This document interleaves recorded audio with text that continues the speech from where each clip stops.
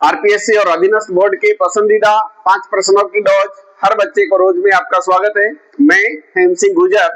आज का पहला क्वेश्चन साइंस का है। मीना माता रोग किस कारण होता है? कई बार यह प्रश्न पूछा है। क्या होता है मीना माता रोग? थोड़ा सा मैं आपको बता देता हूँ। देखिए, मीना माता जो रोग होता है उसमें तंत्रिका तंत्र है वो डैमेज होता है। तंत्रिका तंत्र डैमेज होने के कारण मनुष्य का पूरा शरीर नर्वस हो जाता है। हाथ पैर भी ढंग से काम नहीं करते, ना वो शरीर का संतुलन बना पाता है। धीरे धीरे उसका दृष्टि भी घटता है और व्यक्ति पैरालिसिस भी हो जाता है और अधिक कंडीशन में मृत्यु भी हो जाती है। तो ये होता है मीना माता रोग। और जो मीना माता रोग है वो किस कारण होता है? मीना माता रोग आपको ऑप्शन में मिलेगा पारा या मरकरी के कारण। क्या होता है गुरुजी पारा या मरकरी? थोड़ी सी प्रक्रिया बता देता हूँ। कोई औद्योगिक क्षेत्र है, वहां से गंदा पानी निकला जिसमें पारा या मिथाइल मरकरी के रूप में जो कार्बनिक पदार्थ है वो बह करके पानी के साथ में गए। वो किसी जलाशय या समुद्र में चले जाते हैं। वहां जाने के बाद में मछलियां जो होती है वो उसको खाती है, यानी वो मछली के पेट में चला गया, शंख के पेट में चला गया, जलीय जीव के पेट में चला गया। अब कुछ लोग जो मच्छी खाते हैं, शंख खाते हैं तो वो जो है वो मिथाइल मरकरी उसके शरीर में चला जाता है। वो एक विषाक्त पदार्थ होता है और जैसे ही मनुष्य के शरीर में जाता है तो वो उसके तंत्रिका तंत्र को नर्वस कर देता है, खराब कर देता है। तो यह है मीना माता रोग। और खास बात बताऊं क्या, जापान में के पास में एक क्षेत्र है जिस उस खाड़ी का नाम ही मीना माता खाड़ी रख दिया, क्योंकि औद्योगिक क्षेत्र बहुत ज्यादा है। तो वहां इतना दूषित पानी उस क्षेत्र में चला गया तो लोग क्या वहां से मछलियां खाना बंद कर दिया। मीना माता रोग, वहां से मछली खाई मतलब मीना माता रोग होगा। मेरे हिसाब से आपको मीना माता रोग अच्छे से समझ में आ गया होगा। हाँ जी, आज का दूसरा क्वेश्चन। राव चूड़ा की मृत्यु के पश्चात गद्दी पर कौन आसीन हुआ था? मारवाड़ की गद्दी पर, अर्थात चूड़ा के बाद में उत्तराधिकारी कौन बना था? तो इसका आंसर है राव कान्हे। थोड़ा सा मैं आपको बता देता हूँ। राव चूड़ा जो है वो 1394 से 1423 तक मारवाड़ का शासक रहा था। मंडोर उनको दहेज में मिला था। मैं पिछले वीडियो में सारी कहानी बता दी। राव चूड़ा ने अपने जीते जी एक घोषणा की थी कि मेरी मृत्यु के पश्चात या मेरे पश्चात मेरा जो उत्तराधिकारी बनेगा वो मेरा छोटा पुत्र कान्हे बनेगा। वह भी यही था। इससे नाराज होकर के रणमल मेवाड़ में आ जाता है हंसाबाई के साथ में, बाद में लाका के साथ में सशर्त अपनी बहन हंसाबाई का विवाह करता है। उससे मोकल का जन्म होता है। वो मेवाड़ की कहानी में हम किसी दिन देखेंगे। लेकिन इतना है कि राव चूड़ा के बाद में मोकल जो था, सॉरी, राव चूड़ा के बाद में इनका जो पुत्र था कान्हे वो शासक बना और किसी कारण से उसकी मृत्यु हो जाती है।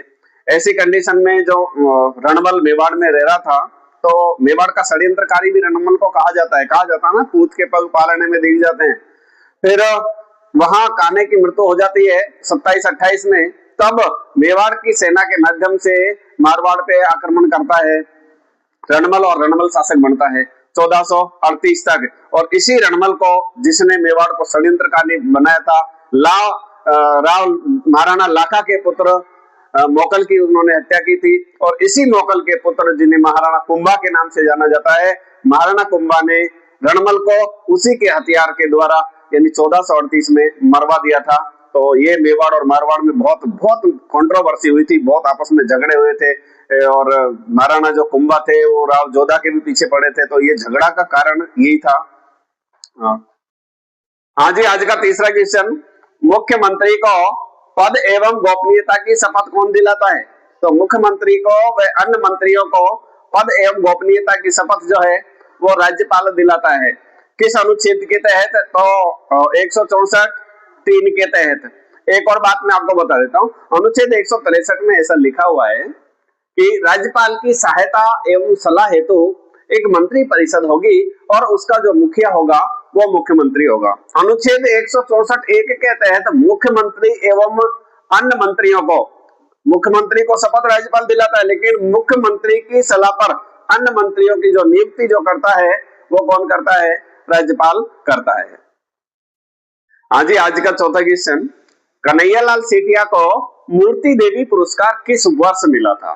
प्यारा क्वेश्चन है और ऐसे ही प्रश्न उठाएगी आरपीएससी। तो सबसे पहले कन्हैयालाल सेठिया को तो देखो कौन नहीं जानता, महान स्वतंत्रता सेनानी भी रहे और बहुत बहुत बड़े कवि रहे हैं, बहुत बड़े साहित्यकार रहे कन्हैयालाल सेठिया। थोड़ा सा परिचय दे देता हूँ। कन्हैयालाल सेठिया का जन्म है वो 11 सितंबर 1919 सुजानगढ़ चूरू में हुआ था। 2008 में उनकी मृत्यु हुई थी कन्हैयालाल सेठिया की।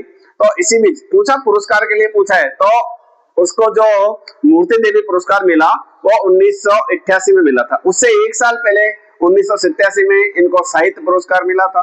2004 में इनको पद्मश्री भी मिला था। और थोड़ा सा बता देता हूँ, इनकी जो प्रमुख रचनाएं हैं, लील टांस आप सब जानते होंगे। लील टांस के अलावा धरती धोरारी, पातल पीतल, शबद आदि कन्हैयालाल सेठिया की प्रमुख रचनाएं हैं। थोड़ा सा बस, बहुत अच्छी रचनाएं हैं। आज का पांचवा और अंतिम प्रश्न, तापमान और जलवायु के आधार पर राजस्थान को कितने जलवायु प्रदेशों में बांटा है? अर्थात तापमान और वर्षा के आधार पर कितने जलवायु प्रदेशों में बांटा है? तो बता देता हूं, 5 जलवायु प्रदेशों में राजस्थान का वर्गीकरण किया है। भौगोलिक आधार पे 4 थे, जो पिछले वीडियो में मैंने आपको बताया था। तापमान और वर्षा के आधार पर 5 जलवायु प्रदेशों में। सीधा प्रश्न दिया जाए, कितने जलवायु प्रदेशों में? 5 में। कौन कौन से हैं?